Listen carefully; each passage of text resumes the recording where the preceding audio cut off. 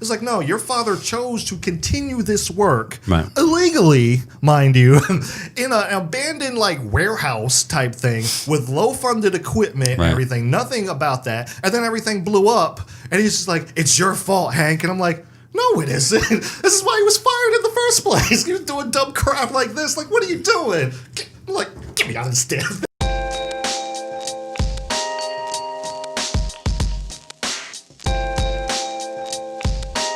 You can also follow us on the social media. McBlam Entertainment on Facebook, McBlam Entertainment on YouTube. Subscribe to us on YouTube. McBlam ENT on Twitter. Don't get that confused or anything. Uh-oh. They only let us put us so many letters for our name there and everything. Take you to a site you don't want to see. If you ever so decide that you want to do a little bit more for us and everything like that, if you ever so decide to, you can always become a patron and you can donate for it. Guess how much you can support this channel a month. How much? How much? Just give a guess. A bag of chocolate chip cookies. Yes, fish. that will muffins. Be accepted. That will be accepted. All of that will be accepted. But however, well, not the fish because it'll smell in the mail. But true. the other Yeah, stuff you could, baked goods are fun. Yes, we'll accept that. However, you can become a patron for the low price of $1 a month. $1 a month. $1 a month. And you can support us. And guess what? The more people that support us for $1 a month. Imagine that. So $1 a month can just help us bring more content to the wonderful viewer that is you. Let's go ahead and get on into the review. Yes. For Disney's Marvel's Ant-Man and the Wasp. Now, I have seen this movie. I have not seen it just because I wasn't able to catch it at my theater. Mm-hmm. It's still out and about in other theaters. Right. So I enjoyed the first one. Yeah. And obviously the first one, they're going to go, now we're going to, and I think at the end of the first one, they showed the Wasp costume, I think, probably. Yes. So, and everybody was great. My wife went and saw it, and she doesn't see any Marvel movies, but she enjoyed it. She enjoyed that. She enjoyed it. She probably would enjoy this one, but we just missed it at our theater in our town. Yeah. So, and overall, like the first one, it was just kind of, it's okay. It was fine. I've heard a lot of people local to this area. Now, I'm just now catching on. A lot of critics they didn't really like it all that much, but a lot of people local to me and everything were saying oh man, Ant-Man and the Wasp is so cool and everything. Only one person told me understood my taste in movies so much that he was just like. You want to wait for DVD. You probably won't enjoy it if you go see it in the theater. So, and I did, and I was like, good call. Good call. Because I will say, when I first saw the first one coming out, I'm like, man, I don't know. And I was really pleasantly surprised by it because the first one I was like, I don't know. And then I saw it, and I actually enjoyed it. It was funny. It was, again, they said, well, they kept changing the rules on how things work, apparently. It's you're small as an ant, but they've increased your density. So how can an ant man that weighs like a ton fly on an actual ant? I don't know how that really work. And how can the 1 ton mini ant guy run up a gun? It got and then the gun will be on the ground.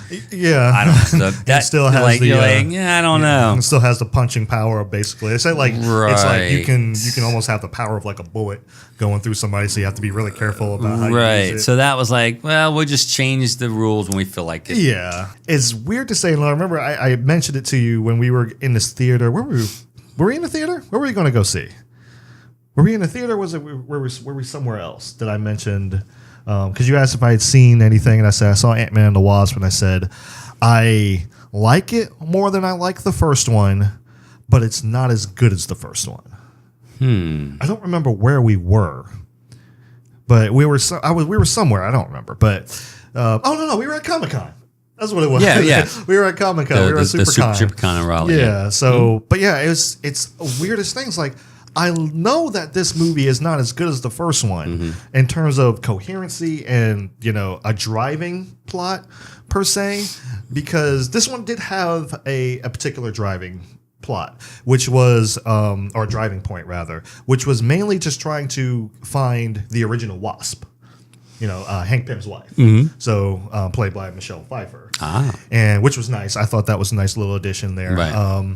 And even though I kind of knew that she was playing that character, I saw it. I think there was a trailer that showed her in it or something. I I know she was in a trailer, but I don't know if it was like a brief glimpse or whatever. But I thought that was okay. That's pretty neat or whatever. I was like, okay. Now we need a scene with Michelle Pfeiffer and with Wasp, original Wasp, and Vulture, Michael Keaton, because Batman and Catwoman. Oh yeah, So I need to see what those two together. But and then she'd have to say meow or something. She'd have to do that. That would be the super. We'd all go, "Ooh," and we'd like fall over in our happy geekness. you're like, should we start fighting right now? I know exactly. You're trying to get Michelle Pfeiffer, or excuse me, the Wasp back. Trying to get her back. I was like, okay, I'm actually with this. Trying to get Janet back. I'm like, okay, I'm with this. I want to see this. I want to see more of this. But we have to interject this other plot with people trying to get Hank Pym's tech and everything. I'm like, okay, so these quote unquote bad guys or whatever, or their henchmen or whatever, Right. like for another bad guy that we never see, mind you. Right. They just keep popping up in the movie. And then you also have Ghost, who was prevalent in the trailers. She was phasing through stuff and everything like that. Yeah. So you saw her a little bit, and I gotta be honest, it's weak. It's weak. She doesn't even need to be in there. Wow. I really hate to put it that way, but she really doesn't need to be put in there.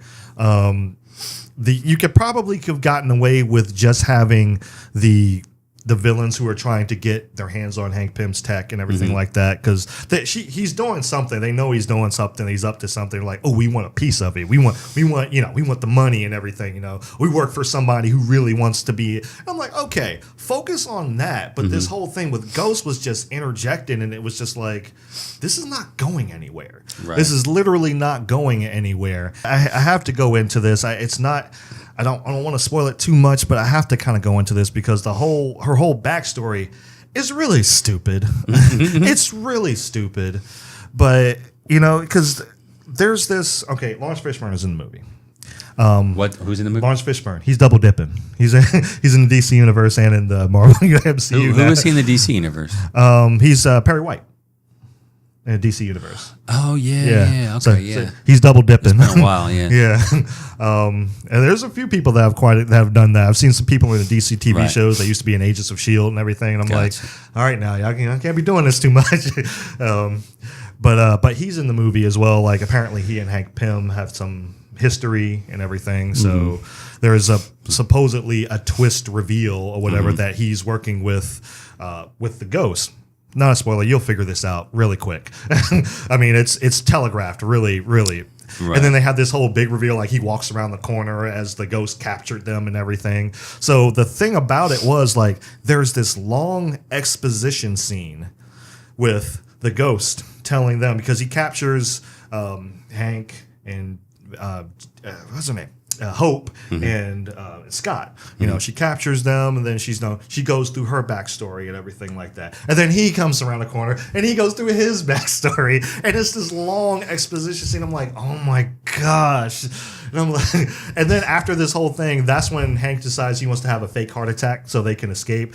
I'm like, man, you should have done this like 20 minutes ago. I know. It's like I'm going to tell you about my plan. In fact, I've actually got it on video here. You guys watch this. We're going to go take a break and have a snack. We're kind of hungry. All this fighting. So you go ahead and watch this, and we're right back. It's like.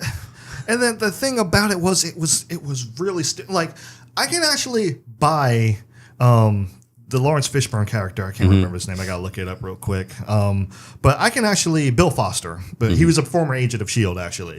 And I can actually buy his backstory. But hers, I was kind of like, all right. Is her father used to work with Hank Pym. Of course. And then Hank Pym got him fired. Of course. I was going to say this earlier about Ant-Man, the original, is basically Iron Man 1. Yeah. Basically. And then what you're just saying is that's kind of the same thing with Iron Man, is it 3 or 2?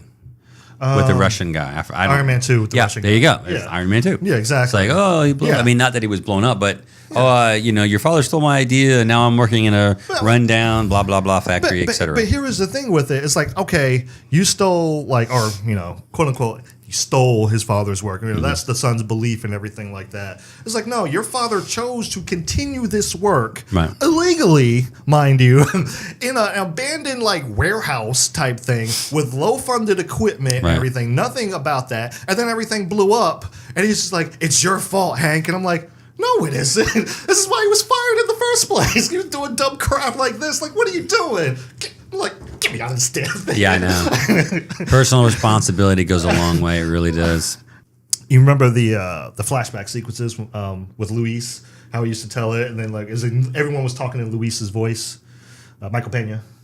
Everyone was talking in his voice. Like we have the flashback, and he was like, "Oh man, well, it was like this," and he was okay, yeah. And then he would have that, and they did that in this movie. It was like a callback, basically. But you know how in the first movie, that was actually driving the plot. This one didn't. It was more like, it's like kind of happened. I'm like, okay, this is fun, but it's not doing anything. Right. It's nothing. It's not forwarding this plot at all or anything. I'm just like, all right. Then you have the FBI agent who's actually, because what's his name? Scott is under house arrest. Of course he is. Yeah, because, after the events of Civil War, this is taking place between Civil War and Infinity War, mind you. He's under house arrest. He's got, seen in the trailers, he's got the little ankle bracelet and everything on there. And Randall Park who plays Jimmy Woo. He is in charge of, keeping after Scott and everything like that. He's funny, but he's silly. He's like your doofy, police sergeant, FBI agent. He's just that. So he's not Barney Fife so much. He's I guess like the I don't know, not quite the absurd Barney Fife. Yeah. So the yokel sheriff, but not too. Yokel sheriff. That's perfect. That's okay. Perfect. Yeah. I mean, he's just like it's out of the realm of believability, just how goofy he is. But it's funny, but it's like, okay. It's kind of like when I first, you establish this in the first 5 minutes of the movie. Just like, it kind of gives you exactly what kind of movie this is going to be. And I think part of that was just like, that's why I kind of was like accepting of it a little bit. It was like, okay, I see what kind of realm, I see what kind of world you're in here. And I'm just going to go with it.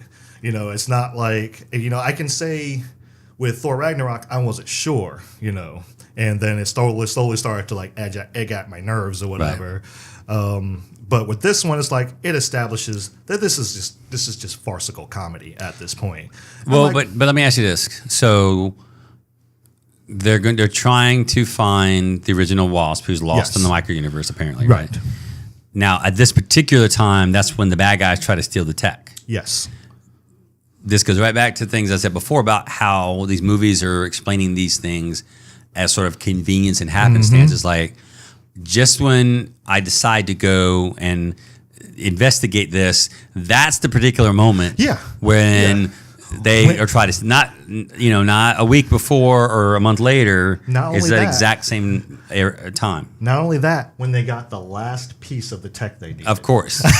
The last piece of the like, tech. Oh, well. It's like, we want in on this. Yeah. Now we'll get it. Okay. So we're just waiting. Okay. Yeah. As I said with the trailers, since I just mentioned Hope, the Wasp is pretty freaking awesome. I love her scenes and everything. Also, a friend of ours, Azaria, she mentioned something about how, Evangeline Lilly, you know how like when movies, stars will they'll have a helmet on or something like that. They'll pull it off. Hair is just flowing and perfect and everything. Nope, she was sweaty. She was sweaty. Her hair was kind of. She was a normal person. Yes, nice. And I was like, you know what? That is a nice touch. That is a really nice touch, and I'm glad she pointed that out because it's very prevalent in the movie. I'm like, you know what? That's actually really refreshing. To see stuff like that. I'm like, okay, it's a little bit. You're grounding this a little bit, as silly as a lot of the stuff is going on. There's still that bit of realism. Yeah. In terms of if I were doing that, I would take my helmet off and my hair would be a muss and I'd be sweaty and exactly. Tired looking. Yeah, flushed and everything. Sure, yeah. So I'm like, that it was pretty nice, like to see stuff like that. The shrinking and going big and stuff like that. The effects were really cool. Yeah. The effects were really cool. Well, that's good. I was never like out of the realm of just like, it looks a little bad. Because we had that issue with Black Panther. It's like, okay. Yeah, kind of some of that. Yeah. Yeah, I never ran into that with this movie. But my thing is like with visuals, like if it's passable, then my eye's not really going to catch it. I'm going to go with it regardless of which. But if it's bad, I'm going to notice it. Like the Hulkbuster, Yeah, with the guy kind of half hovering with Mark Ruffalo, Yeah. Mark Ruffalo, kind of hovering inside the Hulkbuster because they green screened it. And I'm just laughing. I was like, "You look, he's floating." It's like you're like, It was just like that was almost a scene killer because like it's so blatant right there. they're like, we spent all the money at the beginning. Who knows going to know that little bit at the end, you know? Yeah. Put other people in front of him. And it's like, But like I said, the main thing was like that I could say like the first movie at least had some form of coherency to it. This was pretty scattered and sloppy. And I hate to be harsh on them, but that's just the nature of like it. That's what it is. It's scattered and sloppy. It's not terrible, but for some reason, and I think it's just. It might be the characters themselves, because each character I think is actually they've got some form of charm to them that actually makes the movie likable. It had heart to it, and I can honestly say that it had just some heart to it, and I think maybe that's what kind of makes me like it a little bit. I'm just like, okay, Right. I like it. I don't like it much more than the first Ant-Man movie. Right. But I'm like, I like this a little bit more. I'm like, this was more of a kind of a turn your mind off, have fun popcorn movie. Right. It was summer almost popcorn movie. Yeah, almost kind of there. There are some good character arcs that I will say. Like Scott has a good character arc throughout and everything. Hope has a good character arc throughout. I would probably say that everyone has a pretty decent character arc. I mean, you have some, like I said, most everyone else is kind of silly in that regard. Like I said, especially the Jimmy Woo and everything. He was really silly, but there was just a little bit of charm to it. It was like there's humor there, but you didn't overdo it. So I think that's probably what's making me like, okay, you know what? I like you. I like you. You good kid. So, like you didn't hit the same home. They didn't hit the same home run that Infinity War did. There's barely any movie that's going to be able to do that. Comic book movie that's going to be able to do that for a while anyway. Right. But probably you tried your best. You might not have gotten a base hit. You might have went out at first, but you made contact. So yeah, Jimmy. Yeah, but give a golf clap and nothing else, right? It's like the Black Mama. We still love you, baby. Yeah.